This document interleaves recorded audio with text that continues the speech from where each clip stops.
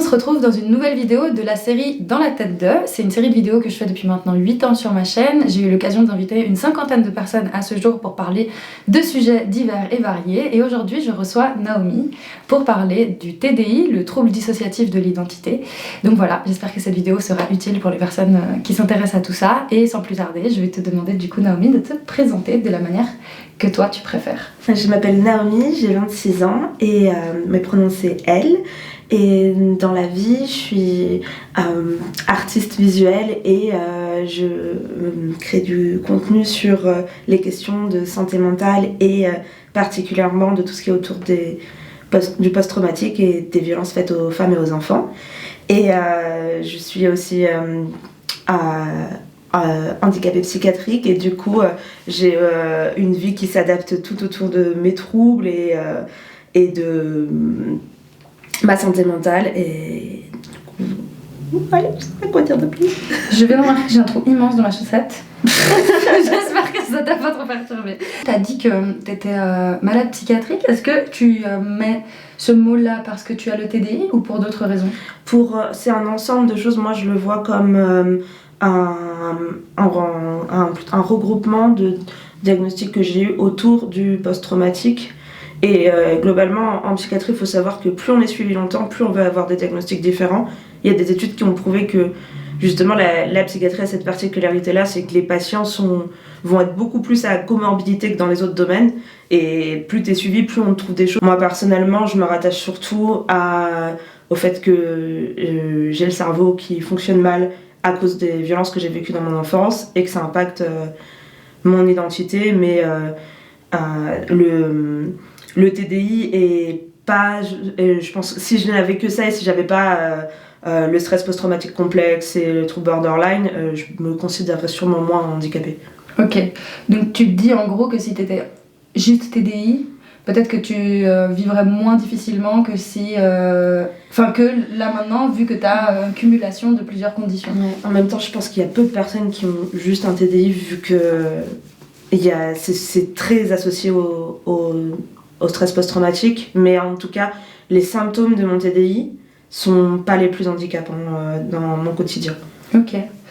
Pour les personnes qui partent de zéro et qui savent pas ce que c'est ce trouble, est-ce qu'on peut juste expliquer en 2 mots à quoi, très vulgairement en fait, qu'est-ce que c'est? Alors, le TDI, du coup, c'est un trouble dissociatif, donc c'est quelque chose qui se crée quand il y a eu beaucoup d'événements traumatisants dans l'enfance, et du coup, le cerveau, dans ces âges-là qui sont des moments de formation charnière, il va développer des moyens pour réguler le stress. Et le problème, c'est que si le système nerveux doit trop avoir recours à ça, au bout d'un moment, ça va créer des pathologies sur le long terme où, du coup, on passe notre temps à se protéger du monde extérieur. Et le TDI, la particularité, c'est que ça a été tellement fort que ça atteint le sens de soi-même et l'identité. Et du coup, ça fait que chez les patients, on a plusieurs états altérés de conscience. Donc avant, ça s'appelait le trouble de la personnalité multiple. Mais maintenant, on sait que c'est pas plusieurs personnalités, c'est des états altérés de conscience qui vont avoir leur identité complète et des manières de voir la vie différentes, des rapports au monde différents. Mais en fait, c'est arrivé parce que justement, la dissociation était tellement forte qu'on n'a pas pu se créer un sens de soi cohérent et complet. Je sais plus qui en avait parlé, mais il y avait une image que j'avais trouvée assez parlante pour comprendre ça. C'est quelqu'un qui disait que c'est comme si le sens de toi, c'était une maison. Et que quand t'es petit, t'apprends à visiter les différentes pièces de la maison et après tu comprends à quoi ressemble ta maison. Et que dans le cas du TDI, c'est comme si en fait t'étais constamment dans une pièce, puis soudainement dans une autre, puis soudainement dans une autre, et en fait tu captes pas que t'es dans la même maison, mais t'es tout le temps dans un lieu différent. Et en fonction de ce à quoi comment t'es consciente de ce qui se passe, tu vas avoir la sensation d'être soit dans la chambre, soit dans le salon, soit dans la cuisine, mais jamais dans la maison, en fait. Cette métaphore, elle vient de Louison, sur son compte À ventre ouvert, qui parle de dissociation et de violences faites aux enfants. Et c'est vraiment un compte qui est vraiment pépite pour se renseigner sur ces sujets-là. Et elle est écrivaine aussi, donc elle a fait plusieurs posts comme ça, un peu qui permettent de comprendre s'il y a des personnes qui ont besoin de métaphores visuelles et tout pour mieux penser à ces sujets-là. pouvez aller lire tous ces posts, sont trop bien. D'ailleurs, si elle veut participer à une vidéo ici, elle est la bienvenue. Et d'ailleurs, juste sachez en général que ces vidéos sont ouvertes à tout le monde en fait. Il y a pas de... Moi, je vais pas démarcher des gens ou quoi, c'est vraiment genre juste spontané. Je fais des rencontres où on m'écrit et voilà, ça se fait. Donc, n'hésitez pas. Moi, j'ai un parcours qui a été un peu en dents de scie, parce que j'ai présenté des symptômes très tôt.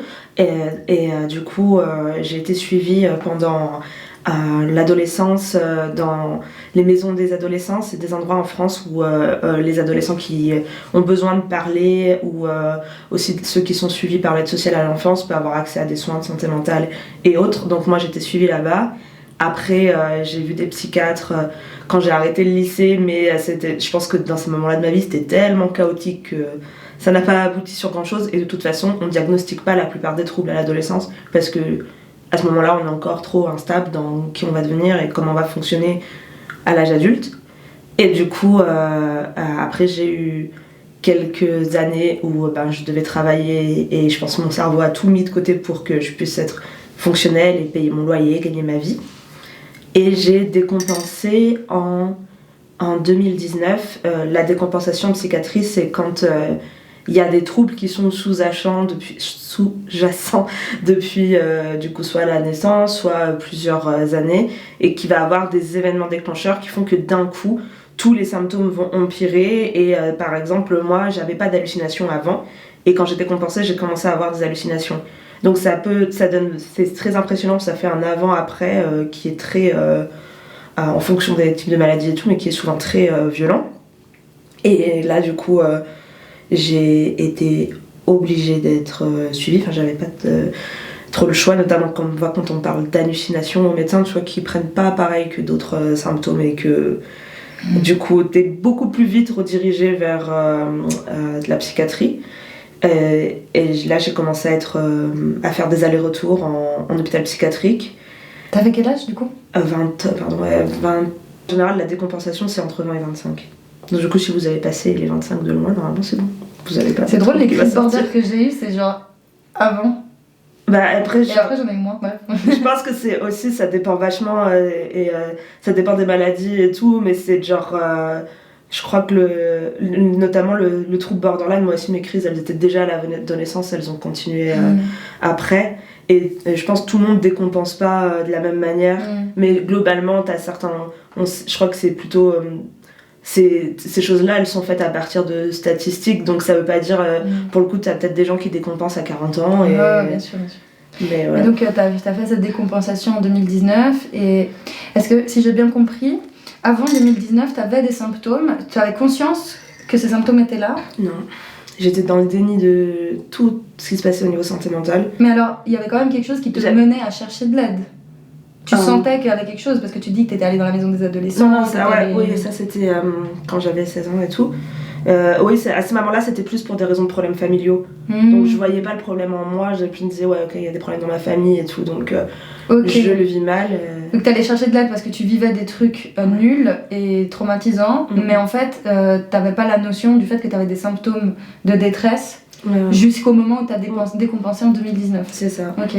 C'était vraiment un avant-après, quoi. Il y a eu un jour où, boum, voilà, l'existence du TDI. Pas l'existence de la maladie mentale. Ça a mis un moment avant que je sois redirigée vers le TDI. Okay. J'ai dû être... Là, c'était surtout... à partir de ce moment-là que ma médecin généraliste surtout a commencé à dire ouh là c'est pas juste une déprime qui va passer, c'est pas juste quelqu'un qui est un peu sensible et tout. Là j'étais dans une formation et on m'a obligée à l'arrêter pour raison médicale, et du coup à cause de ma santé mentale justement. Et du coup alors que c'est intéressant, je trouve, l'année d'avant j'étais en stage en psychiatrie. Et du coup j'étais dans les équipes de soignants et j'avais parlé à des psychiatres et tout du fait que j'avais l'impression, je savais pas si j'étais légitime à être de ce côté-là de la barrière entre guillemets, et que et que je me sentais des fois plus proche des manières de fonctionner des patients. Et toute l'équipe soignante à qui j'en ai parlé m'ont tous dit mais non, toi ça se voit que t'es stable, ça se voit, t'es pas comme eux, ça se voit, sinon tu pourrais pas faire tout ce qu'on fait ici et tout. Donc, mais ça veut dire que les thérapeutes sont tous convaincus de pas avoir de problème psy? Bah là, c'était un hôpital psychiatrique, donc c'est peut-être plus, mais ouais, il y avait un nous versus les patients. Et c'est genre une grosse différence, un sentiment de, je pense, d'altérité de ça. Il y en a une qui m'en a parlé à ma maman que je pense ça leur faisait tellement peur de finir dans l'état dans lequel ils voyaient les patients, parce que c'est un gros complexe hospitalier où il y a des gens, il y a par exemple les gens qui sont enfermés pour des raisons judiciaires dans le psychiatrique, donc il y a des cas très très graves là-bas, et il y a une de mes collègues qui m'avait dit qu'en fait ça faisait tellement peur de se dire que ça pouvait arriver à quelqu'un de ta famille ou à toi, que du coup il y avait un schéma mental qui se développait de non c'est des gens qui n'ont rien à voir avec nous, c'est genre une autre espèce de l'humanité quoi. C'est dingue. Et quand j'étais après patiente en psychiatrie, je l'ai bien senti que s'ils nous considéraient comme leur ego, ils nous traiteraient pas comme ils nous traitent, pour pas tous mais beaucoup, et je pense qu'il y a une question systémique de juste l'institution psychiatrique en elle-même. Ouais, voilà. Bien sûr. Moi j'ai passé que 4 jours, donc c'est pas l'expérience la plus psychiatrisée du monde, c'était en plein Covid et tout, mais ça m'a aidé, mais je sais que c'était pas les 4 jours là-bas qui m'ont aidé. C'est le fait d'avoir été coupée du monde 4 jours et que je puisse être juste folle pendant 4 jours. Oui, tu vois ce que je veux dire? Oui. Mais c'est pas, ce qui m'a aidé, c'est pas d'être dans l'hôpital, c'est d'avoir juste une excuse pour décompenser. Tu vois, justement, être en mode genre en fait là j'arrive enfin à être moi-même, merci. Et c'est là que tu te rends compte qu'en fait dans la vie de tous les jours t'es tellement tout le temps en train de faire des efforts. Moi c'est vrai que je pense pas à nouveau, je pense pas être la personne la plus malade mentale du monde, loin de là. Je sais que j'ai des grands privilèges et beaucoup de chance, tu vois, mais c'est vrai que je me dis mais putain, si moi déjà j'ai la sensation tout le temps de faire des efforts monstrueux pour juste avoir l'air normal, comment c'est quand t'as justement un TDI, ou comment c'est quand t'as des crises psychotiques ou des ALU, ou que tu voilà, quand t'as des pathologies peut-être, enfin quand tu présentes des symptômes qui sont beaucoup plus pénibles en fait. Ben, en plus c'est ça qui je trouve tragique, c'est que on est très très nombreuses chez les personnes qui ont beaucoup dû fréquenter les hôpitaux psychiatriques à avoir vécu des violences médicales. Et en fait, malheureusement, comme il n'y a pas d'autre alternative dans la société pour justement ce truc de juste... moi, je sais, j'avais, par exemple, il y avait d'autres patients avec moi, c'était juste des mères de famille qui craquaient de la pression de devoir s'occuper toute seule de 4 enfants et tout. Et le seul moyen qu'elles avaient, dans le monde actuel, de prendre des jours de pause, c'était de venir là. Et du coup, si je veux dire, c'est quoi? On est nombreux à savoir que c'est des endroits où il y a beaucoup de violence, mais comme on n'a pas d'alternative, ben on y retourne, et souvent avec la boule au ventre, avec le truc de peut-être qu'il va m'arriver des trucs tellement plus violents que la dernière fois, qu'au final je vais ressortir pire que ce que j'étais avant, ce qui m'est arrivé 2-3 fois, des fois ça se passe comme ça. Et du coup ouais, c'est un des trucs qui me révolte le plus sur mon vécu avec la maladie mentale. Mais du coup j'ai mis un moment à savoir que j'avais un TDI à partir du moment où j'étais compensée, parce que quand tu parles d'hallucination à des médecins, la première pensée c'est plus tout ce qui va être autour de la psychose et de la schizophrénie, alors que c'est en fait des catégories de troubles complètement différents dans les troubles psy et qui sont pas du tout traités pareil, notamment pour les hallucinations psychotiques. On te donne des antipsychotiques qui sont censés fonctionner sauf que chacun a la molécule qui marchera mieux pour lui ou pour elle. Et pour les hallucinations dissociatives, dans le cas du TDI, c'est des formes d'hallucinations déjà qui se présentent souvent différemment, mais tu mets un moment à savoir, à comprendre les définitions quand tu essayes de te renseigner toi-même et à voir dans quoi tu pourrais potentiellement rentrer. Et ces formes d'hallucination-là, elles sont moins connues. Donc la première réponse, quand tu commences à parler de symptômes comme ça, souvent c'est te mettre sous des traitements qui sont du coup hyper, je pense même désagréables pour les personnes qui en ont besoin, avec tous les effets secondaires qu'il y a, mais qui sont encore plus délétères quand on n'en a pas besoin, et des fois ça fait empirer nos symptômes, et ça crée un flou cérébral qui est vraiment pas bon à avoir quand t'as déjà de la dissociation à un degré élevé. Donc moi je pense que j'ai bien dû passer 1 an et demi, 2 ans à être considérée comme par le corps médical comme quelqu'un qu'il fallait mettre sous antipsychotique. Et du coup, je changeais de médecin quand j'en avais marre qu'on m'écoute pas, mais par exemple, quand j'allais chez mon premier psychiatre, il contrôlait à chaque fois avec ma carte vitale, tu peux faire ça en France, ils prennent ta carte vitale et ils vérifient que tu es bien allé chercher tes médicaments à la pharmacie pour être sûr que tu les prends bien. Et du coup, c'est super difficile, surtout qu'il y a tout le syndrome de la blouse blanche et tout, t'as l'impression que forcément, même s'ils t'écoutent pas et pour ça, tu tombes sur quelqu'un qui en a rien à foutre de toi, de te dire que peut-être son avis n'est pas le bon, ça va être super dur vu que c'est un médecin et toi t'es une patiente.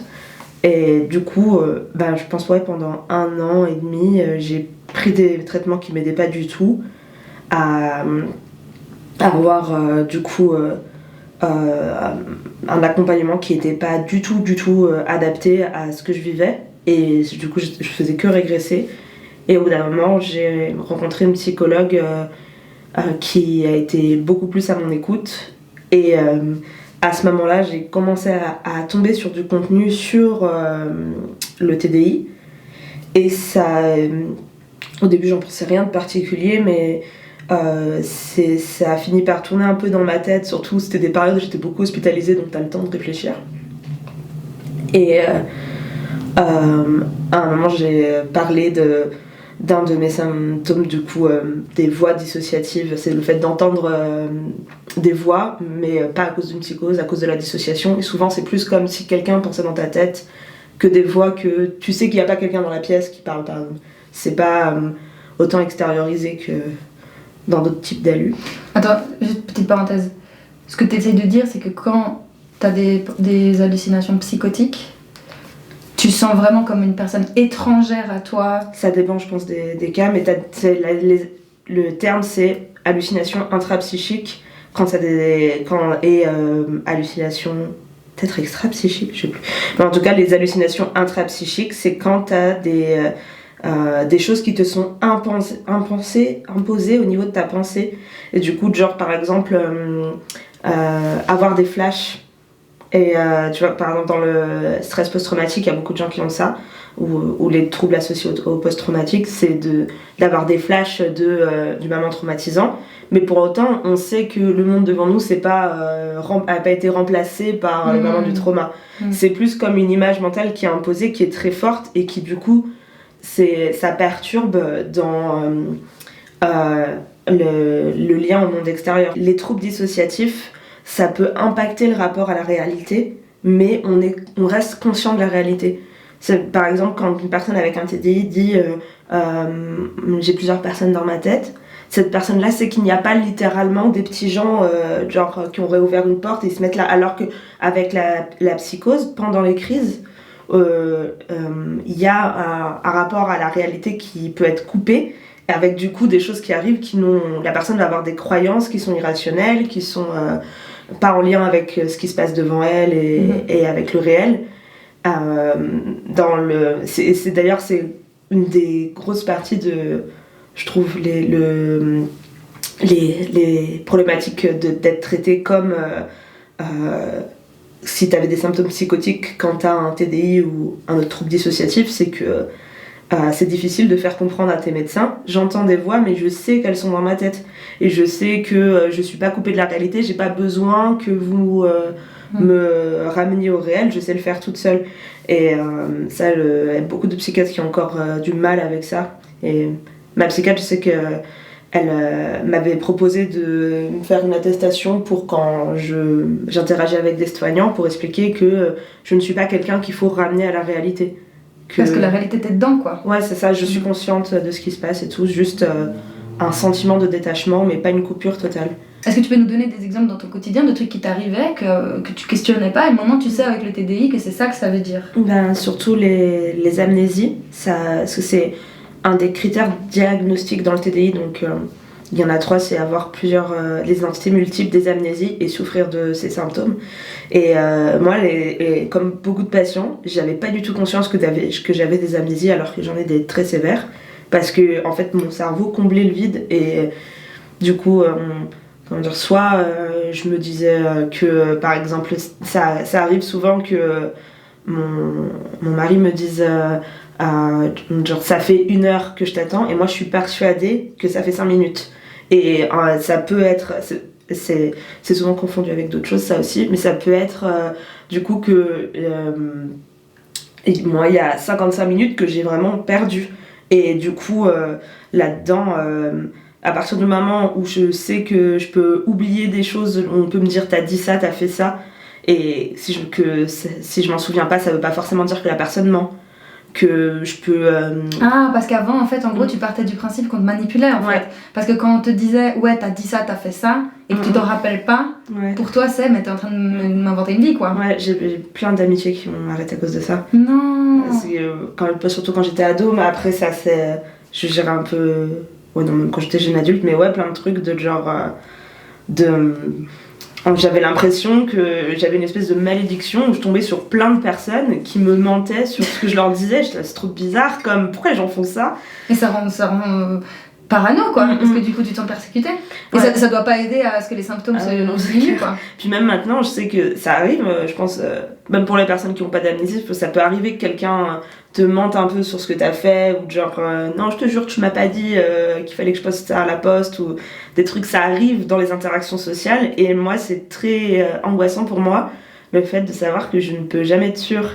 Et du coup, avec beaucoup de personnes toxiques avec lesquelles j'ai grandi, j'ai mis longtemps à couper les ponts en partie pour ça, parce que il me disait genre mais si ça c'est difficile de trouver des exemples, mais en tout cas je faisais pas confiance à mes propres souvenirs et j'avais l'impression que j'en inventais et que quand c'était soit les autres qui essaient de me manipuler, ou alors telle personne, faut que je sois en entière confiance de ce qu'elle dit parce qu'elle a toujours raison quand elle invente ce que j'ai fait hier ou quoi. Et c'est vraiment, je pense, quand on a un TDI, c'est hyper important d'avoir un entourage de confiance, parce que c'est trop facile de tomber dans des schémas de manipulation. Bah ouais, les gens ils vont te faire croire des trucs et toi tu vas te dire putain j'ai vraiment fait ça, et du coup tu vas te racheter, tu vas on peut clairement faire du chantage ou... Et du coup maintenant le fait ça m'aide à avoir un quotidien où les informations les plus importantes de ma vie, il faut qu'elles soient notées. Ou par exemple, un tout con, mais j'ai compris qu'il fallait que j'ai un pilulier pour prendre mes médicaments, parce que c'était impossible que je me souvienne tous les jours est-ce que je suis allée prendre un comprimé dans la plaquette. Et de plus du coup cadrer ma vie avec des routines strictes, qui fait que si jamais j'ai une absence ou quoi, que je perds un moment de la journée, je peux vite repartir sur des rails et que ça se passe mieux. Et du coup là-dessus le diagnostic m'a beaucoup aidé. Les amnésies, pour à nouveau les gens qui connaissent pas bien le trouble, ça survient, d'après ce que j'ai compris, lorsque justement les états de conscience switch, comme on dit en anglais. Je sais pas s'il y a un mot en français pour dire ça. Et il semblerait du coup que voilà, quand tu passes d'un état de conscience à l'autre, voilà, le cerveau il a tendance à faire une genre de mise à jour qui fait que tu te rappelles plus des fois de plusieurs heures, voire plusieurs jours, voire même plusieurs semaines de ta vie. Plusieurs années même. Ah ouais, plusieurs années. Moi je sais que il y a certains de mes alters, ou du coup les états altérés de conscience, en abréviation on les appelle alters. Et c'est certains de mes alters qui se souviennent de mon adolescence, et moi je m'en souviens pas avant mes 15 ans, je m'en souviens pas. Et je sais que, parce que justement mon mari m'a raconté que des fois je peux lui donner des détails et tout, lui expliquer qu'est-ce que je faisais quand j'étais dans ces années-là, et moi dans ma vie tous les jours je peux pas. Je sais qu'il y a certains alters qui ont des souvenirs de ma petite enfance, de environ 7 ans et moins, et moi j'en ai pas. Et à l'inverse, moi j'ai des souvenirs de ma vie récente qu'ont pas certains alters. Et du coup ça donne vraiment l'impression de bouger sur la ligne du temps en permanence. Parce que du coup ma sensation de qu'est-ce qui est le présent est pas la même en fonction des alters qui sont là. Aussi s'il y a un alter qui vient et qui porte des souvenirs traumatiques, parce que souvent les amnésies ne sont pas que en lien avec des traumas, mais c'est aussi à ça qu'elles servent, c'est justement à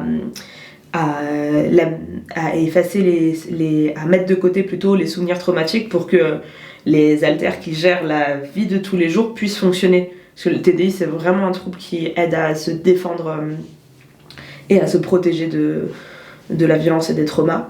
Et du coup, moi, parfois, je peux avoir, via mes haltères, vraiment la sensation que mon chez-moi, c'est pas la maison dans laquelle je vis, c'est l'appartement dans lequel j'étais quand j'avais 12 ans.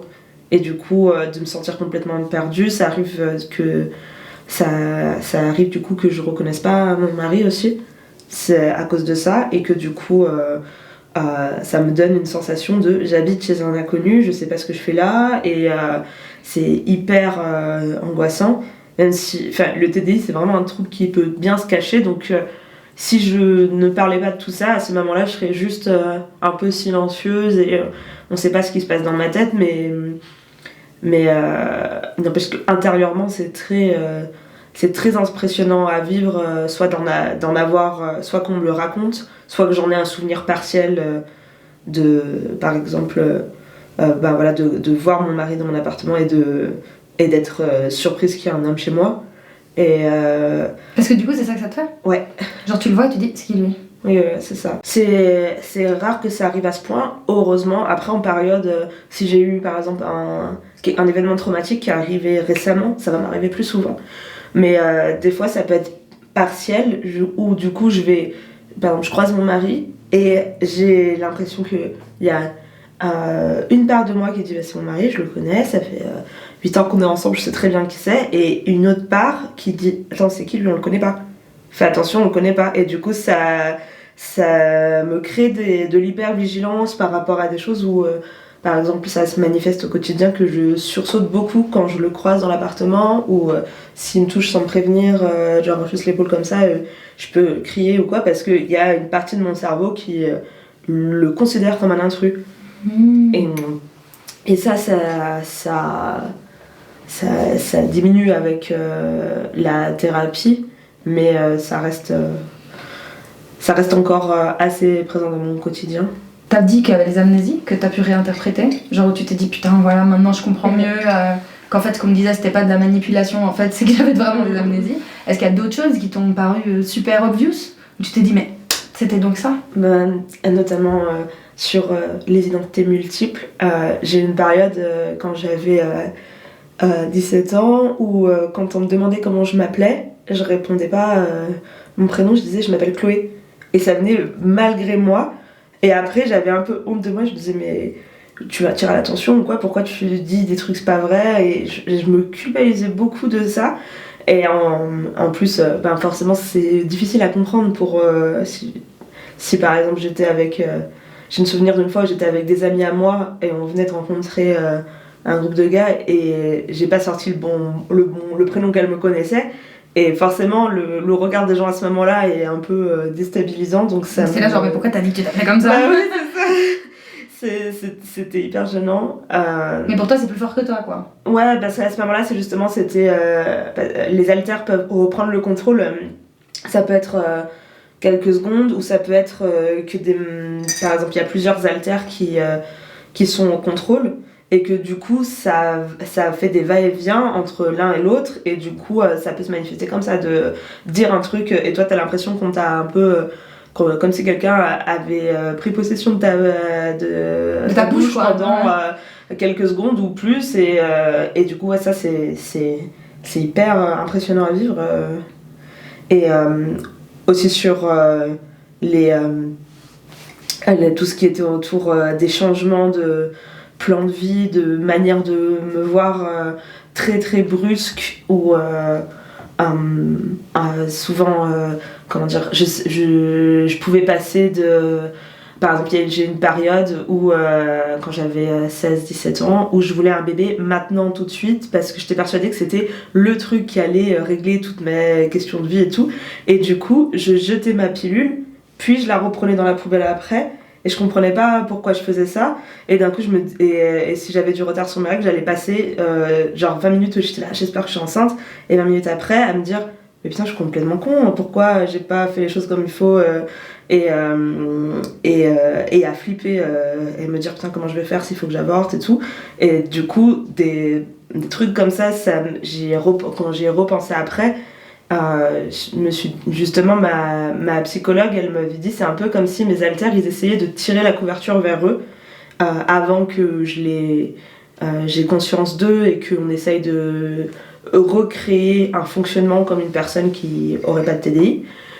C'était un peu comme si dès qu'il y en avait un qui arrivait au contrôle, il essayait de tirer la manière dont se passait la vie autour de nous pour aller dans son sens. Donc si par exemple celle qui voulait avoir un bébé, jeter la pilule dans la poubelle. Et j'ai eu beaucoup de mamans comme ça, où d'un coup des impulsions très fortes de faire des choses qui... Moi après, soit je voyais les preuves ou je m'en souvenais partiellement plus tard, où je me disais mais pourquoi j'ai fait ça? Et du coup j'ai passé... Moi, je pense le début de ma vie d'adulte à faire beaucoup d'allers-retours comme ça sur que ce soit la consommation de drogue, sur ma vie professionnelle, genre démissionner du jour au lendemain et après ne pas comprendre pourquoi j'ai fait ça, des trucs hyper difficiles du coup pour avoir une carrière stable. Et une vie en fait stable, même des amitiés, une perception de soi. Genre. Concrètement, il y a eu donc cette année et demie, 2 ans d'errance un peu médicale où on te donne des antipsychotiques alors qu'en fait tu as des hallucinations dissociatives. Qu'est-ce qui va être mis en place donc dans ta thérapie et dans ton quotidien qui va vraiment te permettre de mieux appréhender ta façon de fonctionner? Déjà d'avoir un traitement pour les symptômes associés au TDI, parce qu'il n'y a pas de traitement pour baisser la dissociation, mais par contre dans le TDI il y a aussi des épisodes dépressifs qui peuvent arriver avec aussi beaucoup d'anxiété associée à tout ce qui se passe en nous et pour tout ça j'ai un traitement que je prends tous les jours qui me stabilise plus au niveau émotionnel, au niveau de l'anxiété et au niveau de l'humeur aussi. Donc ça, une fois qu'on est... il faut trouver la bonne molécule et tout, mais je trouve qu'une fois que j'étais un peu juste moins dans des montagnes russes, ça m'a permis d'aller plus calmement travailler en thérapie sur mon psychisme, mes manières de penser, de fonctionner et tout. Et du coup, j'ai... avec ma psychologue, parce que du coup, quand on va voir un psychiatre, on parle surtout des symptômes et il y a un angle très médical avec qu'est-ce qui est pathologique, comment on fait pour soit guérir ou gérer les symptômes. Et par contre, tout ce qui est en lien avec, par exemple, apprendre à connaître ses haltères, à avoir une cohésion d'équipe entre nous et tout, ça c'est plus en thérapie avec ma psychologue. Et du coup, elle m'a beaucoup aidée à les reconnaître comme des parts de moi et reconnaître leur légitimité à être là, avoir leur envie, leur désir dans la vie, leur personnalité, leur manière d'être qui était différente de la mienne et pour surtout en fait arrêter de lutter contre ma manière de fonctionner parce qu'en plus là je dis je et mes haltères mais parce que comme la personne qui parle, moi Naomi si je parle maintenant, j'ai l'impression que c'est qu'il y a le vrai moi et eux ils me parasitent. Mais en fait tous mes haltères ont plus ou moins cette impression et du coup on se bat un peu, ça fait des conflits internes qui sont hyper contre-productifs. Et du coup ma psychologue elle m'a beaucoup aidée à faire je pense que ce que beaucoup de gens font en thérapie, même sans multiplicité, de juste reconnaître la manière dont on fonctionne, accueillir les émotions, laisser une place à tous les états qui peuvent nous traverser. Et une fois que j'ai commencé à appliquer ça dans ma vie, à arrêter de lutter contre mon mode de fonctionnement, ça a pu plus se tranquilliser. Et du coup, c'est passé par le fait d'apprendre à conscientiser mes haltères parce que du coup dans le TDI les haltères ils peuvent avoir des identités très complexes qui se forment et au fil des années et on peut reconnaître on peut les reconnaître plus ou moins, des fois c'est difficile mais ils peuvent avoir un prénom, une sensation d'avoir un certain niveau de maturité, une identité de genre, une orientation sexuelle, c'est comme si c'était des personnes. Ouais, voilà, c'est ça. Et même si c'est compliqué de... moi, j'aime bien ne pas utiliser mon TDI comme si j'avais une dissertation de philo à remplir sur qu'est-ce que c'est une personne et qu'est-ce que c'est une identité, et juste voir les choses comme elles arrivent, parce que les premiers mois de thérapie, ça m'a beaucoup dit non mais je peux pas utiliser son prénom, ça fait comme si c'était une vraie personne, alors que c'est juste une voix dans ma tête qui prend le contrôle des fois. Et au bout d'un moment, ma psychologue, elle a réussi à me convaincre en fait, on n'est pas là pour répondre à une question philosophique, on est là pour que tu ailles mieux. Si ça t'aide de l'appeler par un prénom, tu l'appelles par son prénom. Et c'est le but de la thérapie avec le TDI. Oui, mais ça veut pas dire qu'on va créer cette personne tout d'un coup et qu'elle aura une vraie existence et que voilà, mais juste en fait quand cet alter est là, tu vis littéralement comme si t'étais cette personne. Ouais, c'est ça. J'ai l'impression un peu, genre quand t'as le TDI, c'est comme si t'avais des fenêtres qui s'ouvrent sur la vie. C'est un peu bizarre ce que tu me dis si ça me parallèle douteux. J'ai l'impression, si on prend l'image d'un ordinateur, c'est comme s'il y a t'ouvres un onglet, tu le refermes, t'ouvres un autre, tu le refermes. Et en fait, après, tu réouvres un onglet, tu continues de naviguer sur cette page, puis tu le refermes. Puis à chaque fois que tu le réouvres, tu continues là où il s'est arrêté, tu vois. Voilà, c'est ça. Et puis après, tu le refermes, puis tu le réouvres, puis tu le refermes. Et en fait, ce qu'elle t'aide à faire, c'est de dire bon, maintenant t'arrêtes de fermer les onglets, genre ils sont tous là, et il faut juste que tu réussisses à les mettre dans le bon ordre, à comprendre que toi t'en es là, toi, oulala. Donc, en fait, tu fais littéralement l'expérience de la vie par différents biais. C'est comme si c'était segmenté au lieu qu'il y ait la cohérence complète comme chez les gens qui n'ont pas de troubles qui impactent leur identité. Et en plus, on est nombreux, les gens qui ont un TDI, à avoir eu plein d'explications avant sur pourquoi il y avait des variations au niveau de l'identité. Et des fois, c'est pas toujours des explications médicales qui viennent. Moi, par exemple, quand j'étais adolescente, il y a eu 2-3 années où du coup, l'alter qui était majoritairement là était un alter qui avait une identité de genre très masculine. Et du coup, à ce moment-là, ce que je disais, comment je me présentais à mes proches qui étaient au courant, c'était que je pensais être un homme trans, et je me disais, plus tard, du coup, je ferai ma transition, puis je me sentirais enfin bien. Et à un moment, du coup, j'ai commencé à avoir de nouveau beaucoup de la présence d'alters qui étaient très très féminines dans leur expression de genre et leur identité de genre. Et ça m'a fait un peu flipper de me dire, oh là, si j'avais commencé des démarches, peut-être j'aurais fait des choses que j'aurais pas pu annuler et tout. Et au bout d'un moment, justement, c'est aussi ma psy, elle m'aide là-dessus, de voir qu'en fait, si on apprend à s'écouter, on se régule. Et comment dire, je trouve que moi, dans mon cas, mon cerveau est bien fait, donc je pense que justement, le TDI c'est instable, ça n'aurait pas resté suffisamment longtemps si par exemple maintenant il y a la majorité de mes alters qui ont une identité de genre féminine et une minorité masculine. Si du coup, je pense que je n'aurais pas entamé une transition médicale, parce que de toute façon, au bout d'un moment, les alters féminines, elles seraient venues et j'aurais compris, et les gens autour de moi auraient compris aussi que c'est peut-être pas mon chemin. Mais maintenant, du coup, c'est un peu compliqué à vivre, parce que j'ai l'impression d'être toujours, quoi que je fasse, bloquée dans une dysphorie de genre en fonction des alters qui viennent, ou quels que soient les choix que je fais dans ma vie. Il y aura forcément comment je m'habille le matin ou quoi, il y aura forcément une partie de mes alters que s'ils viennent, vont pas se sentir à l'aise, et ça peut créer des symptômes de dysphorie de genre.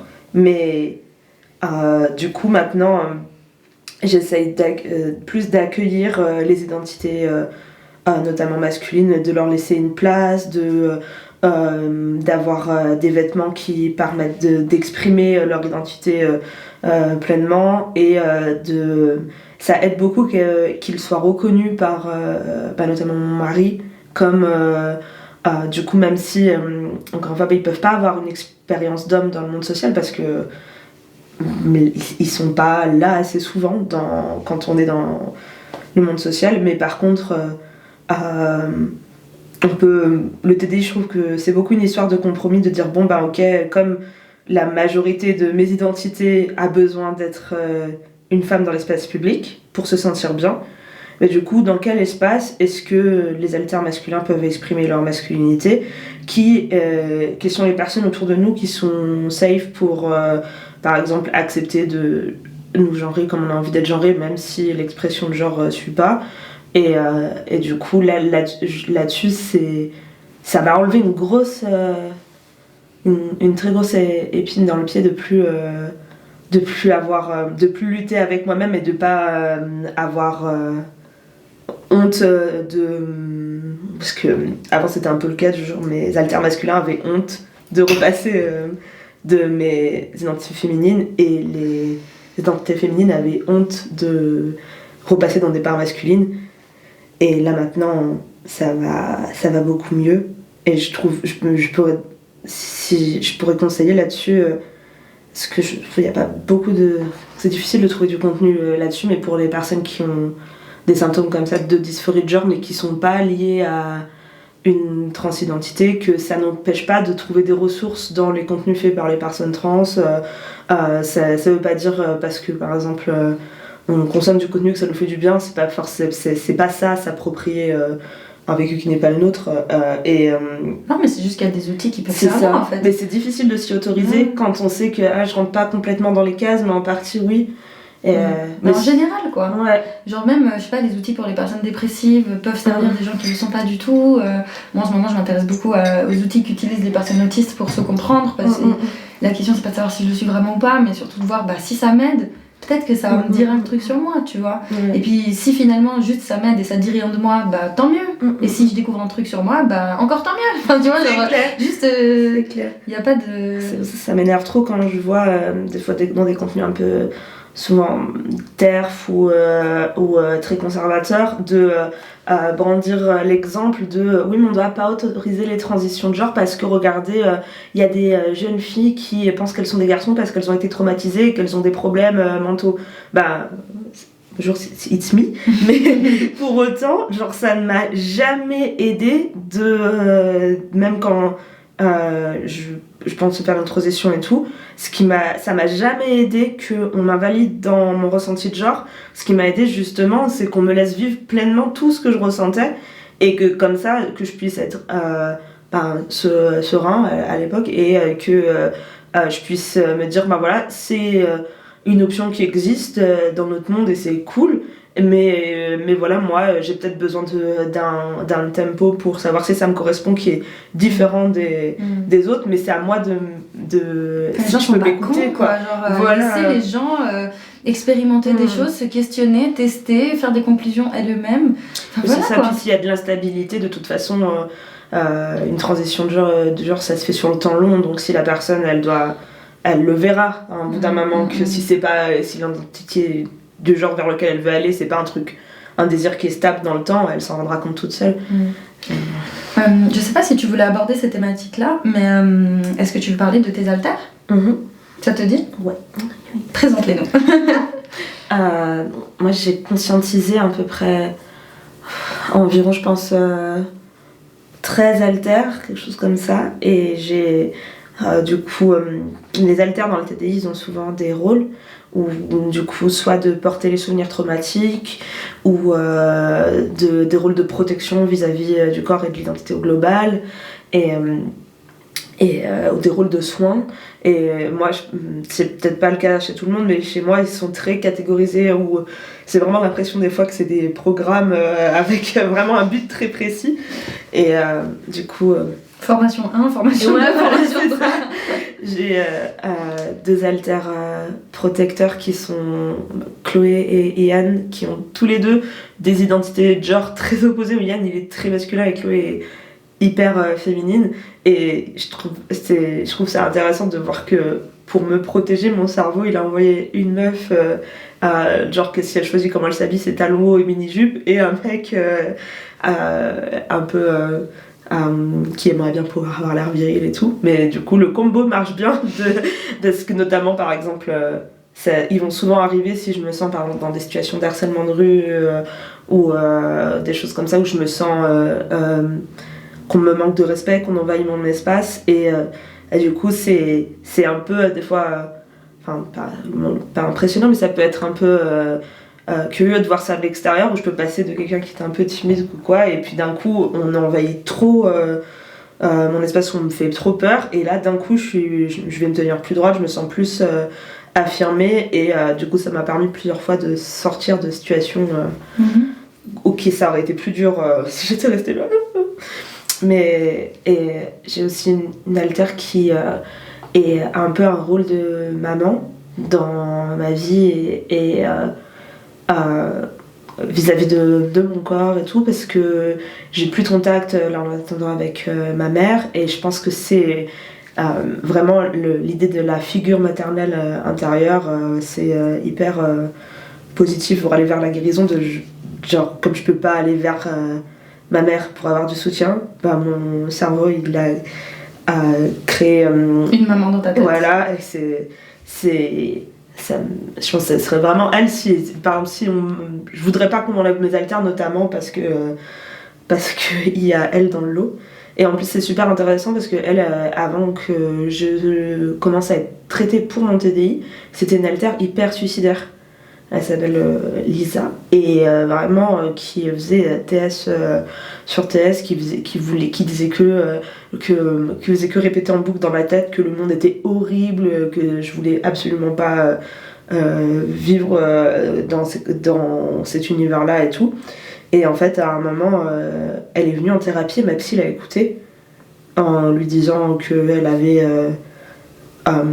le droit de fonctionner comme elle fonctionne, qu'elle avait le droit d'être comme elle était, que aussi elle culpabilisait de nous tirer vers le bas avec les mamans. Quand elle était là, on pouvait plus rien faire, on était cloués au lit à juste soit se faire du mal, soit regarder dans le vide. Et ma psy justement nous a dit en séance, mais les autres peuvent fonctionner parce que elle fonctionne pas. Qu'elle portait toute la souffrance et la douleur qu'il y avait par rapport à certaines périodes de notre vie. Et j'ai l'impression qu'à partir du moment où on l'a plus pris en compte, c'est passé d'une haltère qui porte quasiment tous nos souvenirs traumatiques à séparer en plusieurs haltères, et que pour du coup éviter d'avoir un moment où genre, j'ai l'impression que dans ma vie il n'y a jamais eu aucun problème, tout va bien, et puis paf, d'un coup j'ai l'impression de n'avoir jamais vécu que de la souffrance, même plus de souvenirs heureux, plus accès à quoi que ce soit de positif. Et du coup, depuis, maintenant qu'on a fait ce travail-là, elle est passée de plutôt, au niveau maturité, plutôt de l'adolescence, d'être très fragile et très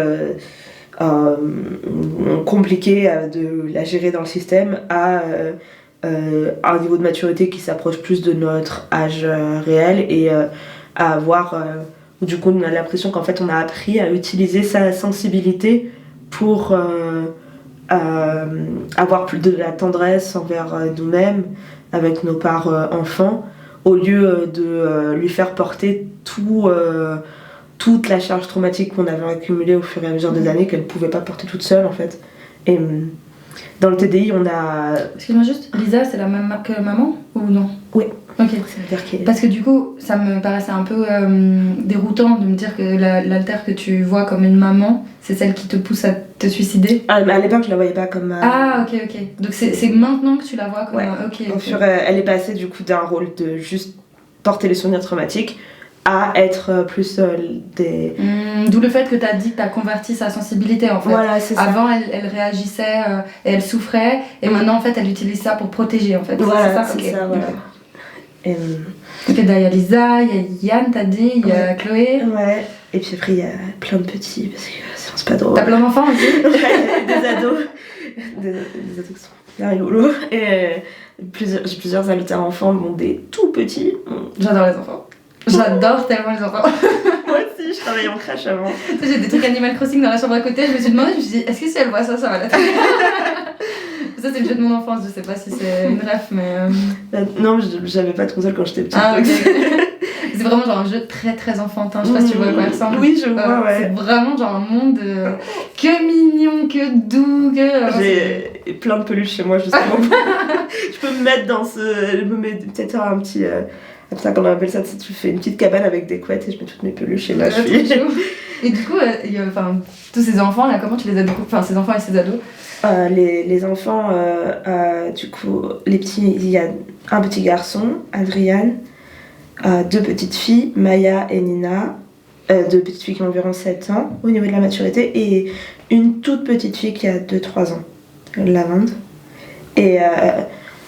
Et du coup, ça par contre, c'est vraiment la partie où si t'as pas une vie adaptée à ton TDI, c'est très très handicapant parce que j'ai, par exemple, la première fois que Maya elle a pris le contrôle, elle s'est cachée sous la table de mon bureau parce que elle reconnaissait pas mon mari justement et qu'elle avait peur, elle savait pas où elle était, elle savait pas, elle comprenait pas pourquoi elle avait un corps de grande et tout et du coup ça a pris longtemps avant qu'il arrive à la faire sortir parce que il savait que là elle allait pas pouvoir se calmer, elle était angoissée et tout et donc maintenant il m'handicape plus parce que j'ai un mode de vie qui ça serait arrivé au travail. Ouais, ça me fait penser à, dans une émission de Ça commence aujourd'hui, une femme justement de... Je sais pas quel âge elle a, mais je pense qu'elle devait avoir 30-40 ans. Et elle expliquait, elle avait pas du tout la même grille de lecture que nous, avec les mêmes ressources, les mêmes éléments de compréhension. Elle arrive un peu en mode genre, je sais que je suis malade, j'ai super honte, et genre je viens là parce que j'ai besoin de parler avec des gens qui ont le même, tu vois. Et donc elle parlait avec d'autres personnes présentes sur le plateau et à un moment elle explique que une de ses plus grandes hontes c'est que soudainement dans l'espace public ou justement dans sa famille elle va passer une semaine où elle va être bloquée dans le corps d'un enfant quoi. Enfin dans la tête d'un enfant plutôt pardon. Et où elle va dire mais je comprends pas, je commence à prendre des pots de glace, à regarder des dessins animés, à pleurer, à rigoler, à parler vraiment. Et elle montre comment elle parle, elle dit et je me mets à parler tout comme ça. Et puis du coup, là elle fait semblant, mais ça veut dire que quand son alter est là, elle fait pas semblant du tout, c'est comme ça que ça sort. Et c'est sûr qu'en plus, vu comment on considère les enfants dans notre société... C'est ça. Je vois, c'est super impressionnant maintenant que je suis en thérapie pour mon TDI, j'ai moins de barrières amnésiques, donc je me souviens mieux de quand mes alters prennent le contrôle. Et ça a fait un gros tri dans ma vie de pouvoir avoir, du coup, voir comment me rappeler de comment les gens réagissaient à mes alters enfants. Et il y en a beaucoup qui, par exemple, faisaient le rapprochement que je devenais un peu débile. Et commençaient à... Même... moi j'ai travaillé avec même des petits enfants et je trouve que les enfants sont hyper intelligents et que... loin d'être débiles. Oui, c'est ça. Et j'ai jamais aimé cette manière, tu sais, de... C'est compliqué à expliquer, mais tu vois, quand des gens considèrent les enfants comme très simples d'esprit, il y a une manière de leur parler et de... C'est tellement le contraire quoi. Les gens que je voyais qui avaient un comportement que je trouvais un peu méprisant avec mes alters enfants, du coup next ou alors de profiter de la vulnérabilité pour soit ça peut aller ça en fonction si on n'a pas un bon entourage ça peut être très très dangereux d'avoir des alters enfants qui frontent devant des personnes toxiques, mais juste par exemple moi j'ai remarqué qu'il y a des gens qui profitaient pour demander des services ou des trucs parce que la manière de... Genre quoi? Genre, c'est difficile d'avoir des... Je t'en passe, c'est pas grave. Mais des trucs, par exemple, des bails avec l'argent, de demander de la thune ou de payer quelque chose, des trucs comme ça, parce que à ce moment-là, je suis moins en capacité de mes moyens pour répondre.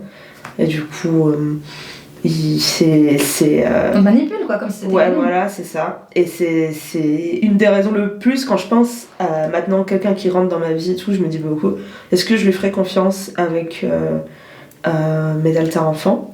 Et je me dis que c'est un bon truc, je pense que tout le monde qui peut se poser, si tu fais pas confiance à quelqu'un si tu lui ferais pas confiance avec des enfants, est-ce que c'est vraiment des gens qu'il faut avoir dans nos vies? Autant les enfants, je le gère mieux, mais de régresser à un état émotionnel adolescent, j'ai plus de mal à l'accepter. Quand t'es enfant, t'es inoffensive. Oui, voilà, je me dis, ils sont choupis, mais mes alters ils peuvent pas faire de mal, les petits, voilà, alors que les ados, ils peuvent déjà commencer à... Ouais, voilà, et puis j'ai du mal à accepter aussi sur... par exemple, je sais qu'il y a une de mes alters qui a 16 ans à peu près, et à un moment elle était là quand je me disputais plus ou moins avec mon mari, et elle lui disait de toute façon je sais que tu me détestes donc t'as qu'à m'abandonner, je m'en bats les couilles et tout, et je me suis rappelée après d'avoir parlé comme ça. Ouais, j'ai l'impression que comme si mes alters ados, c'est des moments où mon trouble borderline empire, avec encore plus, je pense... Les borderline qui nous regardent, ils vont comprendre, c'est si on ne gère déjà pas nos émotions et qu'on essaie déjà les montagnes russes à l'âge adulte, en général à 15 ans c'était pire. Mais bien sûr, on a oublié, j'ai l'impression. Oui, mais c'est ça, justement, toi tu fais l'expérience de te rappeler vraiment de qu'est-ce que tu vivais. Moi je me dis que franchement, si j'avais pas de TDI, j'aurais peut-être moins avancé sur la gestion de mes traumas, parce que ça m'oblige à être face à des choses Je pense que, par exemple, pardonner l'ado qu'on a été pour la manière dont on a réagi aux violences dans le cadre de la famille. Je pense que tous les gens qui ont vécu des violences, ce serait bien qu'ils fassent ce travail-là, et c'est très dur à faire. Et moi, j'ai l'impression que...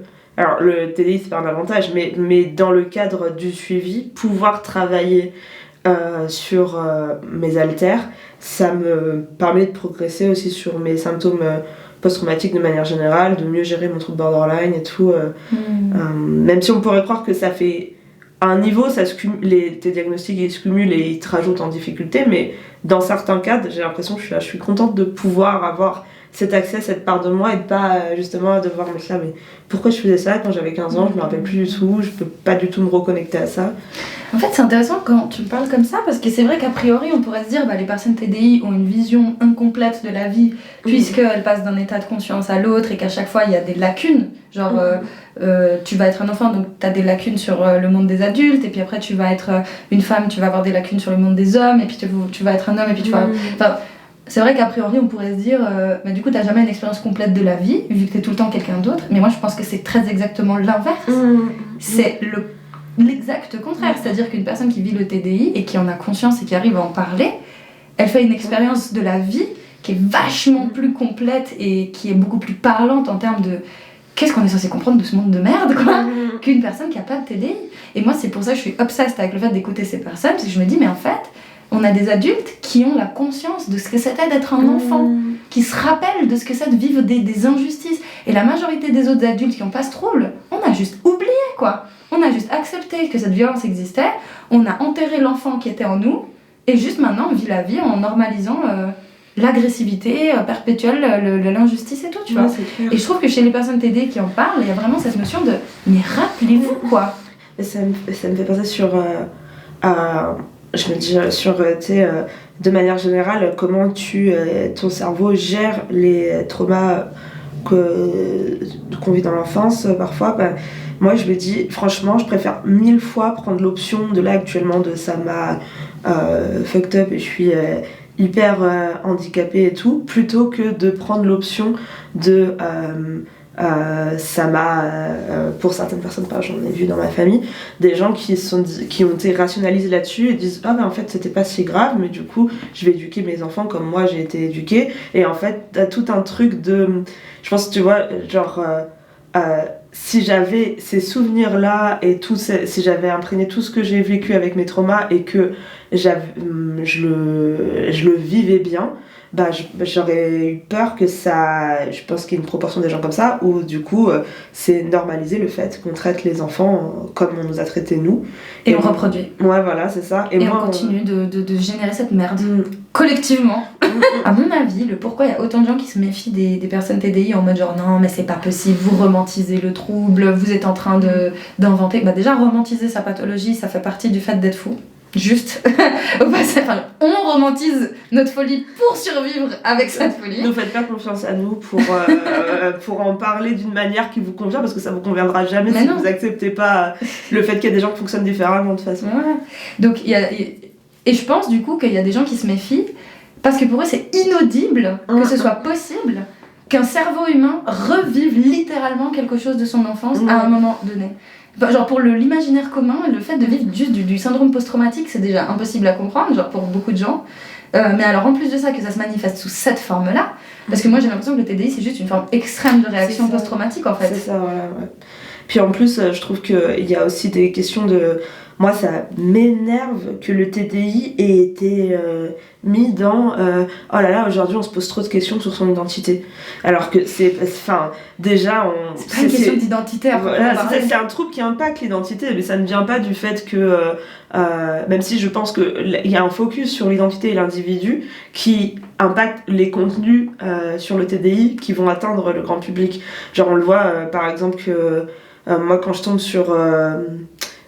des fois des gens qui réagissent à des choses sur le TDI et tout, c'est souvent c'est ce qui leur parle le plus, c'est quelqu'un qui montre un changement d'alter ou des choses comme ça, mais c'est pas pour ça que le TDI c'est juste des gens qui ont tellement pas de problème que du coup on a commencé à se demander vraiment c'est quoi au niveau de l'intérieur de moi, et puis moi aussi si j'y pense je suis pas la même personne au travail qu'à la maison. C'est complètement autre chose. Et en plus, même le fait qu'on se pose des questions sur nos identités, je trouve ça pas si mal, mais bon.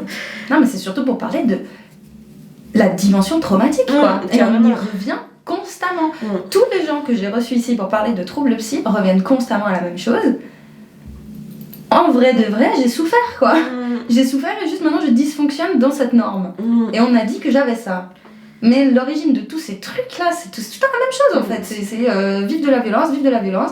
Alors je dis pas que c'est la violence qui génère forcément, même si c'est ce que je pense, qui génère les troubles, mais je pense surtout que tu vas manifester des manières de fonctionner différentes et tu vas vivre de la violence parce que tu vis différemment, ce qui empire ta dysfonction et ça te pousse dans une direction de tu ne seras jamais normal. On va tout le temps te réprimer. Là-dessus, j'ai fait un peu des recherches tout à l'heure avant de venir et j'ai vu une stat qui m'a trop brisé les cœurs. Aux États-Unis, la moitié des personnes qui sont tuées par la police sont handicapées, avec notamment beaucoup de gens justement qui de questions de handicap mental ou psychique, enfin de handicap par soit déficit intellectuel ou des problèmes de santé mentale, type des crises qui peuvent ressembler à de la folie, tout ça. Et ça se cumule avec le fait que les personnes afro-américaines ont 2 fois plus de chances d'être tuées par la police que les blancs.